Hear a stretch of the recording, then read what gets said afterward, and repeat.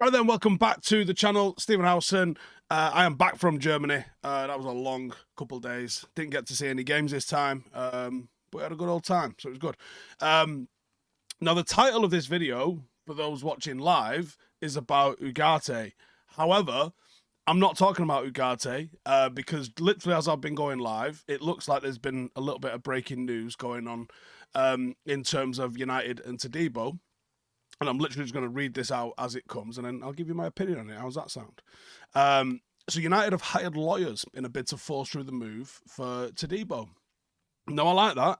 I like that United aren't just going, okay, because there's been so much precedent of other people in other football groups changing players and selling players to and from. I didn't actually understand the ruling. It didn't really make a lot of sense. I thought as long as fair market value was paid, then what's the issue? But that doesn't seem to be the case.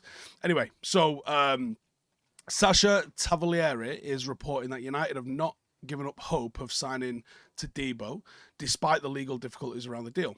Ineos bought Nice back in 2019, also purchased the share in United last season, and as well as having Lausanne in Switzerland, are now part of what is known as a multi-club model. With Nice and United both competing in the Europa League next season, UEFA's regulations on multi-club ownership have come into effect, and it says one rule prevents the sales between two clubs this summer, a rule that has stopped the move so far with Todibo coming to United. Speaking to Bloomberg, so Jim has said, they've said that we can sell him to another Premier League club but can't sell him to United, and it's not fair on the player, and I don't see what that achieves. Talviori is reporting that United haven't given hope, and Ineos are set to contest the rule, and they've hired a Swiss lawyer, a fella called Gianpaolo Montanari, to plead the case with the Court of Arbitration for Sport. United are determined to land Todibo, but whether they succeed or not remains to be seen. I like it, I like it. I like that United aren't just going to go, oh, okay. I think, I'm not saying you have to challenge all the rules or you have to do what City have done and be obstructive, but I think if you can look into it, I think you've got to look into it. And it's very clear that this is a player that they want. It's a player that absolutely improves Manchester United. So I like that. I've been with a comment says, I think it's time Todibo signs for Lausanne for development, but they need to loan him to United. Now, again, that would be one of those things that would be perfectly legal, which is a sentence that I've seen a lot of times in the last week when it's, I've also seen the cartel clubs as a phrase, like the likes of United, City, Arsenal, Liverpool, etc., Chelsea have got any sort of shared desire to do anything. The likes of Everton and Aston Villa, and who else is in the mix with these lot? But these clubs that are getting had off by PSR rules, which United are getting had off by, the amount of times that people in those little camps have gone perfectly legal for their inflated sales that they've had to do before the deadline of the 30th. Hilarious.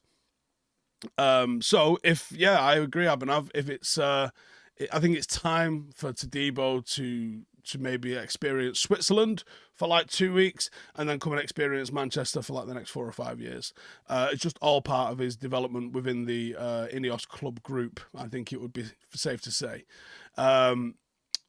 Notch says that move has probably been done for years. Which move was that? Alexander Pitt says, I hope to God we get some dodgy dealings going on. John says, going to be an interesting summer and how they go about recruitment. Brandon says, is it a free loan? Maybe it's a free loan. I'll name this podcast later. Says, just watch your hiking with weight episode. I'll talk about that a little bit later on, but if you are into that sort of stuff, you might enjoy it. United Joshy says, thoughts on the Osimhen links seem a bit far-fetched to me. I haven't seen any Osimhen links. To be fair, I didn't get to bed till 6 a.m. yesterday morning because I went out in Berlin. And I had to check out of my room for 11. So I got like 3-4 hours sleep max. checked out of my room, had to fly from Berlin to Dusseldorf, and then Dusseldorf back to Manchester, landed in Manchester, took training, got home at midnight. So that was my day yesterday. Busy old day. I'm live now. I'm going physio, and then I'm in the office doing about 1 million videos for the next 2 days. But yeah, I haven't seen anything, and I caught the highlights, and I've seen some reaction to the England game last night, but England were playing while I was training, so I didn't get to watch it live. I had the first half hour or so on my headphones and on my phone, but yeah, it's one of those, I think. There's a comment here, I can't read the name. It says, "Hi Steve, my name is Gil. Do you think this window is so far is encouraging in any way, or does it signal the same incompetence?" I don't know. I don't think you can. Sometimes moving quick can be the wrong decision. I think they've still got to obviously sort out what's going on with Ten Hag's contract. I'm assuming that will be quite a straightforward thing to do. I'm very encouraged by the Ruud van Nistelrooy stuff. I think that obviously signals a level of change for Steve McLaren at least. So yeah, I think there's going to be a lot of change going on, and I think there'll be a level of recruitment, I think. So yeah, too early to say. You know, some of the players that you're trying to sign might be involved in the Euros as well, which complicates things. But it's one of those, isn't it?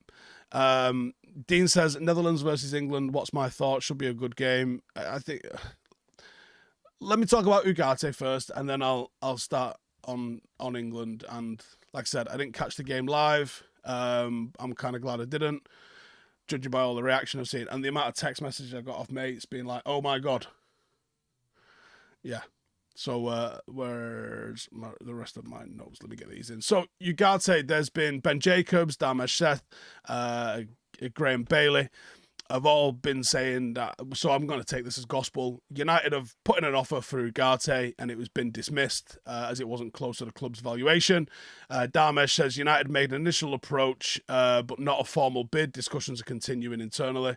And Graham says PSG are open to loaning out Ugarte with an option to buy, and Ugarte is open to leaving the French side. Now, I did a scout report on Ugarte a year ago, with the basis being this was our Casemiro replacement. And I actually said, Casemiro's not going to be around for a long time. However, this is what I think he's all about. Now, he is a little bit of a... What's the word I'm looking for? He can be a little bit of a destroyer. And especially somewhere like PSG where you've got all of that attacking talent, you're just going to sort of sit back and let everybody else do the attacking. And he does that really well, I think. He allows other people to go and play quite well. He gets involved in a lot of tackles, gets involved in a lot of interceptions, gets on the ball a lot. Doesn't necessarily dictate play in the way that you can sort of see Menu doing in the future. All of the time that I watched him, he was at Sporting. I've caught, honestly, 3 games that he's been at Paris, but he hasn't changed. And obviously, he is involved in the Copa America as well. So it'd be interesting to see how all this plays out. I think that would be quite an astute signing. I know some people are going to be like, that's not the name that you want maybe for midfield, but I think he is the profile of midfielder that you want. I think he'd be a real good signing. I think he's a what's the word I'm trying to think of here? He frees up the likes of Menu to do more attacking, because he is the kind of guy that will cover all 5 zones and he will screen just in front of the defence, and he will be as happy as a pig in shit doing that. So if you want to check out that scout report, the only thing that's updated from last year really is his data now would come from Paris, but ultimately it's still the same sort of thing. In terms of what the price is going to be, I don't know. We'll have to see. The loan option's not a bad one, I don't think, although we haven't had a lot of luck with loan options really, have we? Daniel says, Ugarte is a functional passer, not a progressor. Excellent defensively, though. Yeah, I think when you look at what United needed last year, they needed someone like Ugarte just to sort of sit there. When you see how transitional our games got, having someone like an Ugarte that's a pure defensive asset, not a bad thing. And like I said, like you just said there, he's a functional passer. He's not a bad passer. He just knows his game is like smash someone, give it someone else. And there's a lot of room for that. I like him. I like him. And I think having him alongside Menu means Menu gets on the ball and you start to see what Menu's all about. Simon says, is it concerning that he's playing at Copa America? What, in terms of getting the deal done? Not really. I mean, we've got players at the Copa America. So, you know, if it's concerning that he's there, it's concerning that they're there. You know, are we suggesting that you need the player in the room for the negotiations? That's why they have agents. You chat to the agent and you see what's going on and you know where he's going to be in terms of wages. You know, it's one of them, isn't it? I think it's one of them. Yeah, I think this is a player that really suits United. Not a glamorous signing, but the right signing. And I would like to see him in a United shirt as well. I think that would go down. CTB says, would you take Ugarte and Rabiot? Yeah, I would actually, yeah. David says, is he really that good? Look, in a very narrow band of ability, yeah, he is. If you're expecting him to maybe contribute 10 goals a season, handful of assists, no, he ain't going to do that. He really ain't going to do that. And he would laugh in your face if you said, can you do that? That's not his game. But he's going to tackle everything. And is he different to Fred? Yes, because he's a level up as a footballer. You can trust him to receive the ball. All right, we're getting a lot of international comments here as well, so let's talk about it. And we'll start with this here. Super chat from One Skill Rap says, great work from Ralph and Austria silencing the critics. Did I not have Austria as my dark horse before the World Cup? I thought they were very unlucky against France. I think only the referee stopped them doing something against France because it was a little bit, every 50-50 call went France's way, didn't it? But they've been really good. And I think, yeah, I think that would be a hell of a move.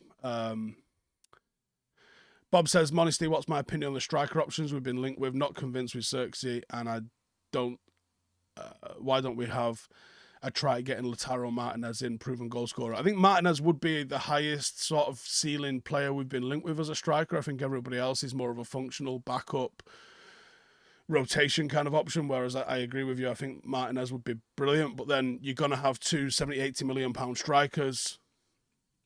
Which one takes priority? Because then you're going to have two unhappy players. Jay Minter says, what's this fascination and obsession with Rabiot? He's on a free and he's a good player. I think that works, in all honesty. SF says, 6 market isn't all that this year. Get Ugarte on loan, Rabiot on a free, then spend big on a 6 in a year or two when a glaring choice pops up. It's not a bad shout. And also with us having to deal with FFP and PSR, Rabiot on a free and Ugarte on loan feels like an absolute overhaul of midfield that's cost us nothing, which would be a big thing. And especially then if you can start spending money elsewhere. I knew this comment was coming up. Nice to see Sabitzer doing well once a red. He can play. He could always play. You know, it just, United at the time wasn't really the right spot for him. But he's always been able to play, and he's a bloody good player. Josh says, I said we should sign Martinez for 2 years. I mean, yeah, he's been a good player for a good few years, hasn't he? Can Mount play on the right wing? He can. I don't know how you fit him into it, but yeah, he can. On England then. So England don't win again and somehow top the group. I mean, they're literally 1 goal away from finishing 3rd in that thing, aren't they? If Slovenia end up going and scoring. Not that Slovenia offered a lot, but you're playing like the equivalent of a League One side when you look at the rankings. Well, they're 50-something. That's a League One side compared to England when you look at the rankings. It's ridiculous. Southgate plays the same team. There's 0 penetration.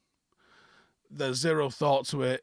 He still seems insistent on trying to bring Trent on. He brings on the likes of Gordon. What he did with Gordon was what he did with Rashford last year. He makes like-for-like subs, and you can't even really say that he's tried to win the game because he's just brought on, bring on Gordon with a minute. What impact are you expecting him to have with a minute, you absolute fucking knob? Nice to see Mainu getting some plaudits again, and coming on and being not just calm, but there's such a level of quality in what Mainu does, isn't there? When he gets on the ball, he's like genuinely good. He's genuinely good. That little flick that he's done. If you see someone with a bit more PR behind them doing that, people lose their shit. Dad of Caesar says, Steve, how refreshing was it to see our owner talking about our club and potential plans? Am I dreaming, or is Rude coming home as a Benny replacement? So I'm probably going to do a video looking at what Rude might bring. It's funny, when we first appointed Ten Hag, I looked at Van Nistelrooy as potential for one of his staff. We did that like 2 years ago.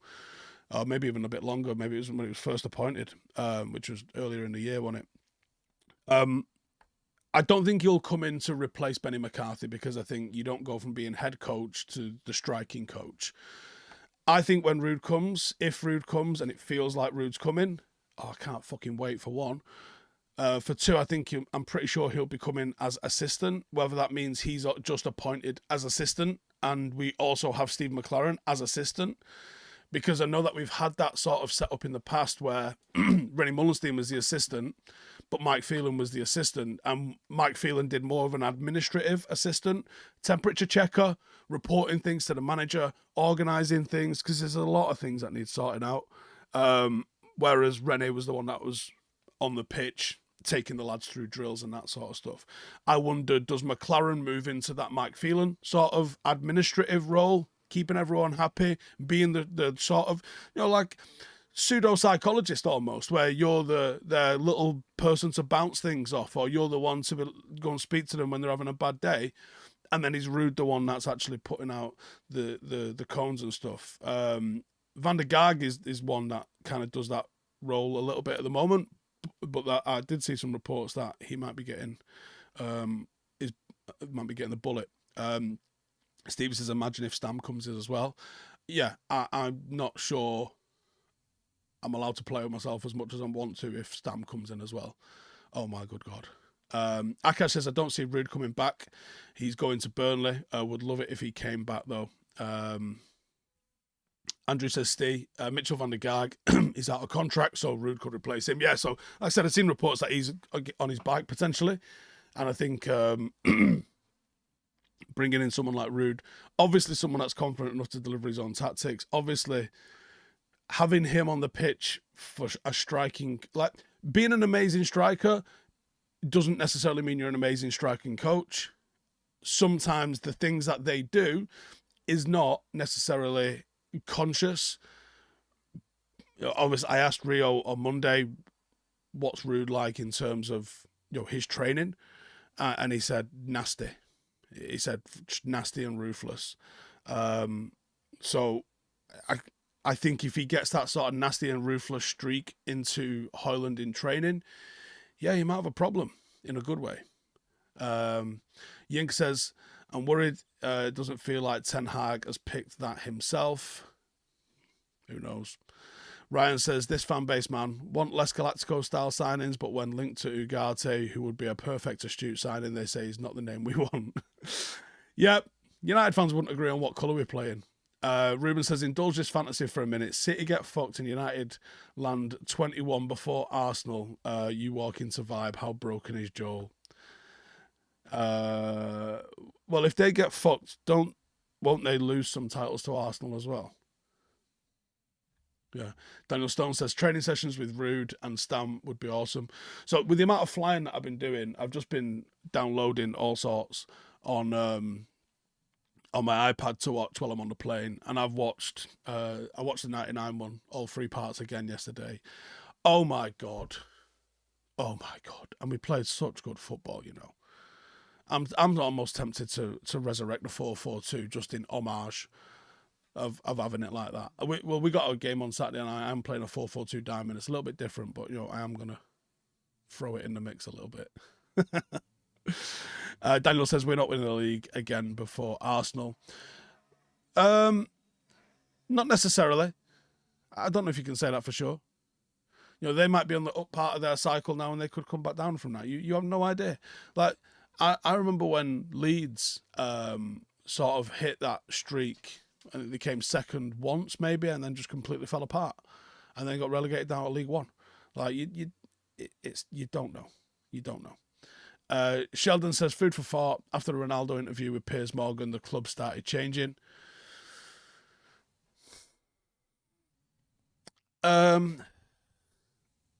Was the club already up for sale then?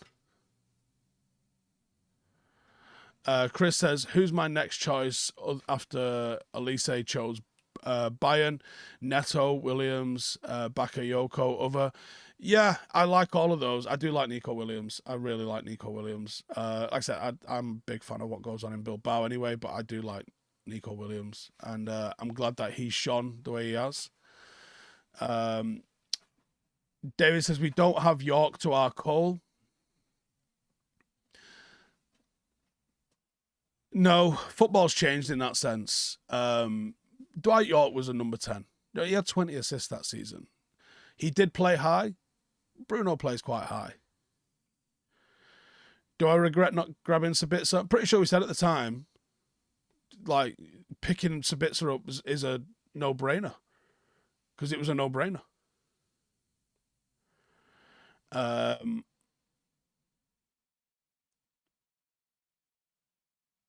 CTB says, you said you like Francis' style of play with a functional midfield and pacey forwards. If we got Rabiot and Ugarte, do you reckon United could do something? Yeah, actually.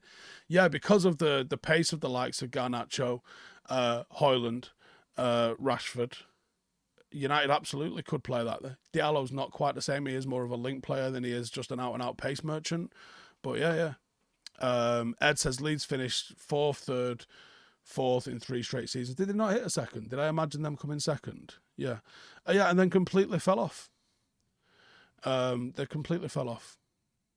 Akash says 4-4-2 died and then Pep ball rose. Did it really die? Did it really die? Because teams are still playing 4-4-2. You know, and 4-4-2, I mean, it sort of died with Cantona.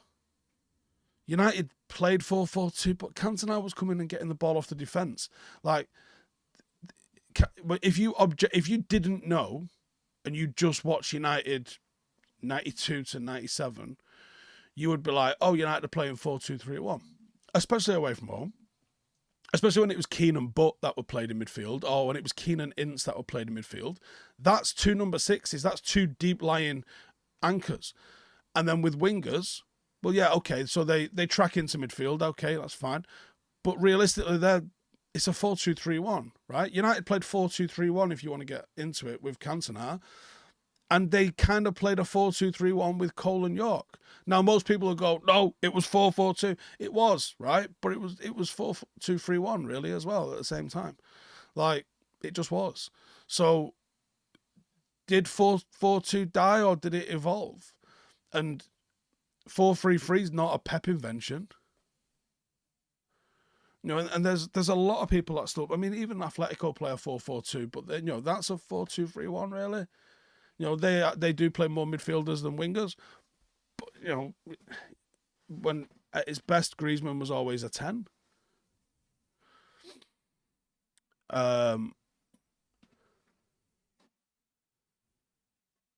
Get Graham Potter to England ASAP.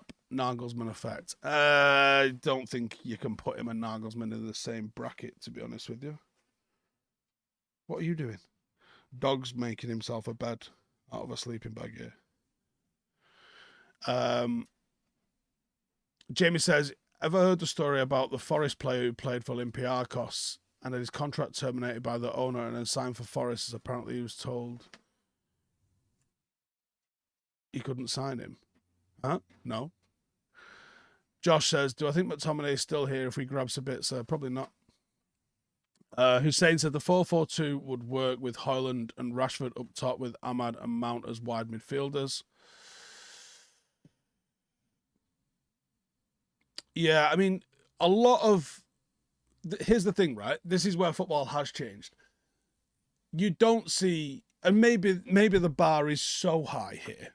with York and Cole, but you don't see link play from forwards like that because 99% of forwards now are coming through as lone forwards, or they're a big winger that got moved inside to play as a striker. So you see strikers running onto stuff, but you don't really see the sort of link play. And you know, even Sutton and Shearer, one nodding it down for the other. They would get onto the ball, they would turn, and they would find their partner. Like, strike partnerships is a trade that needs to be resurrected, to be honest with you, because that sort of link play at the time was deadly. And I'm not just talking like spam crosses into the box, big man, small man, one nodding it down for the other. You know, there's a bit more sophistication than that. But I do think that there's a place for the level of link play, certainly York and Cole, one-touch movement. Like, come on, man. Like, that exists and is at a high level in every era of football. No two ways around it. No two ways around it. Darren says, the formation Southgate is putting out, can Kane and Bellingham play together? Would it not be better with a pacey forward like Tony or Watkins? I do think Kane and Bellingham can play together, but they have to have the wide, off-the-shoulder threat. So I don't mind Kane and Bellingham swapping positions, and I would encourage Bellingham, anytime Kane drops in, because he does it a lot, certainly outside the box, when Kane drops, have Bellingham slingshot in behind, because he's got the athleticism to be able to run in behind like that. Or against the likes of Slovenia and Serbia, if I'm England manager, I actually play 4-4-2, right? But it's more of a 4-2-4. And I would play Watkins with Kane, because Kane's going to drop off and play make. And if you drop off and play make and you've got Watkins bombing on ahead, these are the teams they've given far too much respect to. Far too much respect to. And he's bored the fucking place out. Slovenia are never going to score against you. And yet you still play a conservative formation. Just fucking have at it. Have at it. Get bodies in the box and get runners ahead of the ball and fucking beat them. How are you drawing 0-0 to them? Unbelievable. Unbelievable. Yeah, you need a runner. You need a Rashford, really. But, you know, Gordon does that job. Bowen does that job. And they get 1 minute. It's the same with Marcus at the last tournament. He gets 1 fucking minute. And you get Foden, who looked okay, I guess, yesterday. Bellingham gets to stink the place out. Do you know what I mean? Do you know what I mean? What does he offer as a manager? He's fucking clueless. He's genuinely fucking clueless. Like, he's got this insistence on playing Trent, but then, you know, you want to play Trent, but you've got no runners. What is the fucking point in playing Trent? What is the point? There is vision and long-range passing as something that Trent can do, but when you've got nobody that's running for him, what is the point? Everybody wants the ball to feet. It's ridiculous. They're going to get absolutely carved to pieces. They're going to get absolutely carved to pieces, and the Netherlands, which is not a vintage Netherlands side, could do it, to be honest with you. Ryan says, Steve, Academy products on the tour. Would love to see Fletcher, Amas, and Lacey. Who do I think we will take, and who am I looking forward to seeing? We'll do a video on that. Notch says, was more playing styles and formation. British football used to be very cross-header with giants like Hartford, Dixon, Stapleton, etc. Yeah, and obviously in Italy they would. I mean, Italy probably didn't call it 4-4-2, but you know, you would always play with a striker and then a number 10, a creator in the pocket usually, and then, you know, that's when you had some absolute unbelievable ballers playing like that. Talal says, reckon if we dangled a carrot at Cole Palmer, he would push for a move. I don't buy the hype with Cole Palmer. I think he's a good footballer, but I don't see what problem he fixes for England, and 2, I don't know what problem he fixes for United either. Akash says Netherlands have been awful. I would put to you, you need to watch England. All I'll say is, I saw what Austria did to him, and that was on the back of organisation and hard work, and England will not do that. They will not do that. Darren says, in all honesty, Steve could set up and coach this England team better. I'm not even fucking kidding. I could. So I heard the other night, Southgate doesn't really do anything tactical with the team. And the person that was telling me,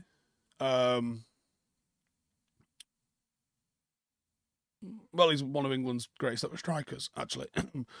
And you're all going to think it's the person I took a photograph with. Not necessarily. Was saying that, yeah, he doesn't coach. And is it Steve Clark? I can't remember the name of the assistant. He does it all. And I'm like, I had a really good conversation with him, actually. How did I meet Wazza? So I went to Berlin to go on the piss with Ash, basically. And when I get there, he's obviously staying in the BBC hotel. So who's in the BBC hotel? Wayne Rooney, and then the rest of the BBC lot. So Moyes was there. There was Micah Richards was out. Shearer, Lineker. Had a good conversation afterwards. It was an interesting chat, actually, on multiple levels. Moyes has got Rooney stories for fucking days, for absolute days. Lineker was going, Rooney reminds me so much of Shearer, like the mad things he gets up to, and then Moyes just had stories on, what Rooney was like as a 14-year-old for days. CTB says, Steve, with your inside knowledge, are there genuine idiots in these big jobs, or are they smart but we just don't see it? No. I don't know specifics at United at the moment because I don't know enough about or of those people. But yeah, historically, there's always been absolute fucking sausages have been given really big jobs. Like, all the money in the world, Manchester City, their first appointment when they got hold of Manchester City, Abu Dhabi, was Gary Cook, who is the fucking Muppet, isn't he? Like, absolute turbo level of fuckwit. So yeah, it's quite possible. There was another guy as well. He got into the UFC, hired a guy, and I knew the guy from the world of football, and I was like, but when you've got a CV that says you've been at Nike and you've been at this place and you've been at that place and you've been like CEO level jobs, people just assume a level of competence that's not necessarily there.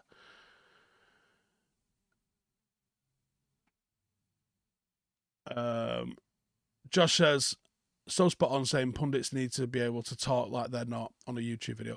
So what's funny is, so Monday day, me and Rio obviously spoke about that, and then I literally put it to Lineker, because Lineker was in, I did a video about him and then ended up having a beer with him afterwards. But I spoke to Lineker and was like, why can't you say that on the BBC? And I think he was getting the wrong end of the stick of what I was saying. He's like, well, you can't swear on telly. I was like, yeah, outside of the swearing, I get. Obviously, you're not just going to be like, Southgate's a fucking cunt. But I was like, I get that you don't necessarily want swearing on the BBC, but why can't? I said, why is there this polite sort of PC dance that everyone does? Because I was like, everybody in this room has just said the same thing. England was shit, right? No, so why can't you say that on a broadcast, even if you use a different word? If you said England were rubbish, whatever it was, why can't you analyse the game the same way? Why is there this expectation that there's this this front of professionalism? Like, that's what makes people feel disconnected with pundits. If they just spoke real, like what, and I spoke to both of them and said, listen, I'm fucking enjoying your podcast at the minute. The Rest is Football podcast. It's a great podcast. Because Shearer's Shearer on it, and not the sort of overly dry guy that he is on Match of the Day. Micah Richards is Micah Richards, and Lineker actually gives an opinion. For 30-ish years, Gary Lineker has been the guy that asked people questions and then presented the show. We don't get to hear Gary Lineker's opinion, but obviously, we had him on Vibe with 5 during the Euros based in England, and I loved asking him questions and stuff like that, because we never get to hear Gary Lineker's opinion. And then we hung out in Qatar. I got a fucking great picture of him. I think I only put it on my story. Let me see if I can pull this up. I got a great picture of him by the pool, because the guy obviously gets that off about the Walker's Chris thing all the time, but he's good sport for it. And I mean, who was having him off the other day? It's Shearer saying stick to fucking flogging crisp. Where is it? Let me find it. Oh, there we go. Don't know if this will show up. Let me just see. You know, I got a picture of him by the pool with a fucking packet of crisp. He's fucking great to listen to. He's got real, like, you know, I nerded out having a conversation over Johan Cruyff with him. It was a fucking absolute treat. But I like listening to his opinion because he's got, you know, a real high level of knowledge about the game. Yeah, he's a fucking great listen to. That podcast is fantastic. David with a super chat says Gareth doesn't realise the potential of his team. He's a fucking widge. Simple as that. Jed says Irish punditry takes the man down the pub approach. Pundits just say what they're thinking for better or worse. I can get behind that. He's Woodward's mate too. He is Woodward's mate. We've never spoke about that. Thriller says, do I agree with the abuse they gave Erik Ten Hag? No, I don't. And I haven't had a chance to talk to him about that because obviously the topic has been England at the moment. But yeah, look, they're different on the BBC as they are on their own podcast. But I think if they were themselves on that, I think people would really get into it. Daniel says Shearer and Lineker are biased against United. I'm not sure that's the case. Shearer maybe a bit more. I don't think Lineker is. Josh says, like you said, unfortunately he's a presenter. He has some amazing ball knowledge. He really does. It's a genuine treat to listen to him. Yeah, big time. And Ash has done alright at the Euros as well. He's been on the sort of smaller games. I saw that he got a big shout out in one of the papers for good analysis. So fair fucking play. Considering he didn't think he was going when Wales didn't make it, he's done alright, I reckon. Righty then, I'm going to wrap it up. Before I do, head over to Howson IRL. You might be surprised at the video because it's not going to be everyone's cup of tea for sure, but go check it out. Howson IRL, latest video is about how to ruck with weight. It's not something everyone's going to need to know for sure, but maybe you'll enjoy it. If I've sent you over there anyway, just drop it a comment, help it with the algorithm. Otherwise, take it easy. Loads more content coming out today. I'm going to look into Rude. We will look into the academy players to take on tour. There's some wonder kids for the 6th position that we're going to look at as well. Check out all of them, and I will catch you in the next one. Laters. Hey, thank you for watching the video. If you are new around these parts, then don't forget to subscribe. My channel is proudly supported by my community on Patreon. If you'd like to get a little bit of extra content, a Discord group, meetups, 5-a-side games, weekly podcasts, behind the scenes, and even an occasional bit of transfer news as and when I get it, then for the price of a pint, you can show your appreciation for the content that we make and get some goodies for doing so as well. Check the link in the description or click the button right here. You'll also find all of my socials here too if you want to follow me on any of those platforms. Nice one.